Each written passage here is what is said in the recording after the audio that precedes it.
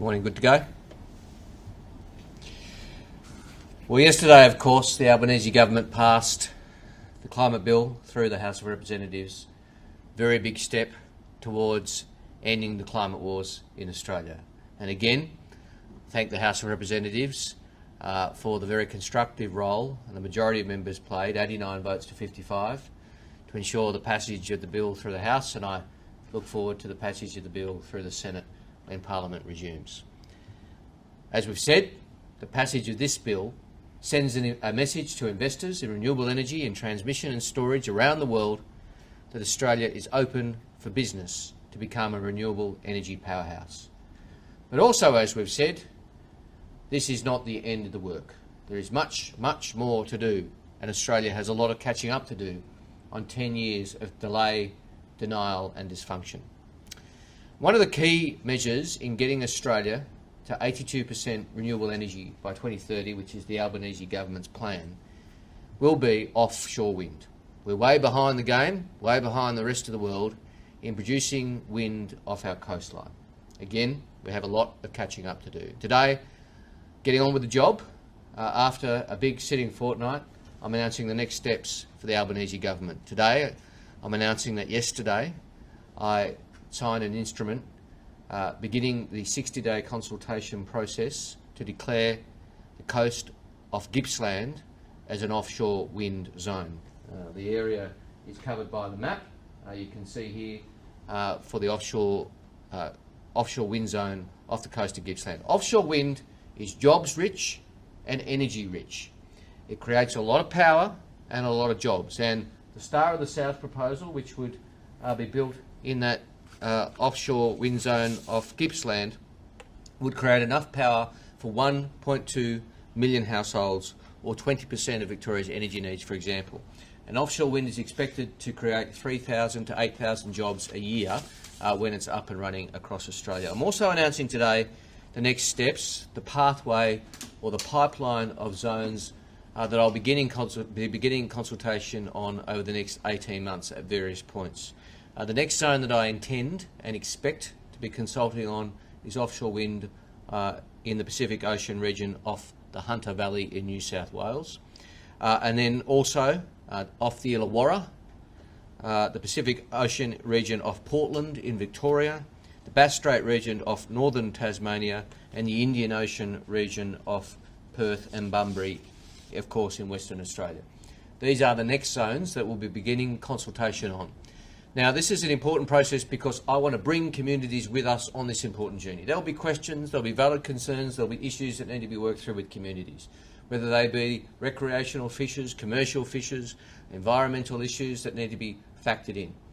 This is exactly what will be happening over the next 60 days in Gippsland, and it's what we'll be doing across these zones over the next 18 months.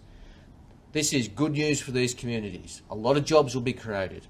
And these are areas undergoing economic change as our energy system transforms. Just looking at those areas, whether it be the Hunter Valley or the Illawarra or the area of Portland, for example, these are areas that are undergoing very significant jobs changes and economic change. And offshore wind will create a lot of jobs. Offshore wind turbines need a lot of maintenance.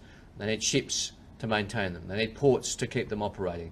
This is good news for jobs, good news for the environment, good news for emissions reduction, good news for Australia.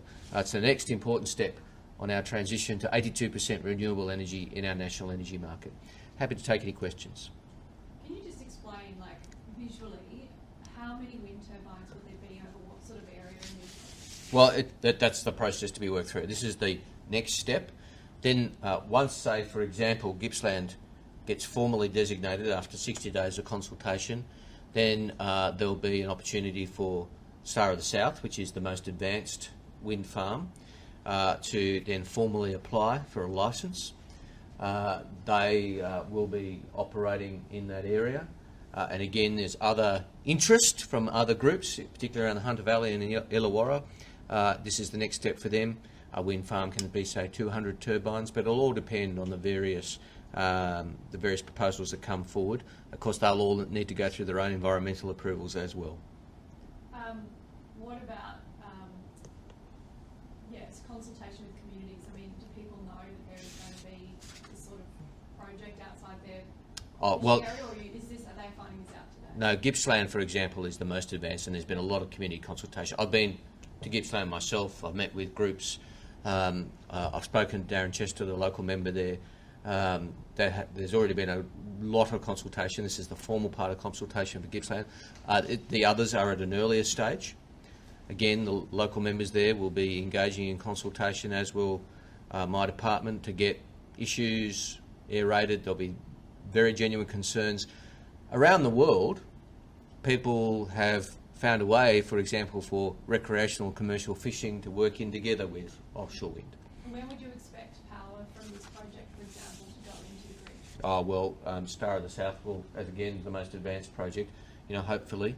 I know that my colleague Lily D'Ambrosio is working hard on the Victoria's offshore wind plant. We want to see this develop as quickly as practicable. It will be some years before this comes online. Will be some years because it's got to be built.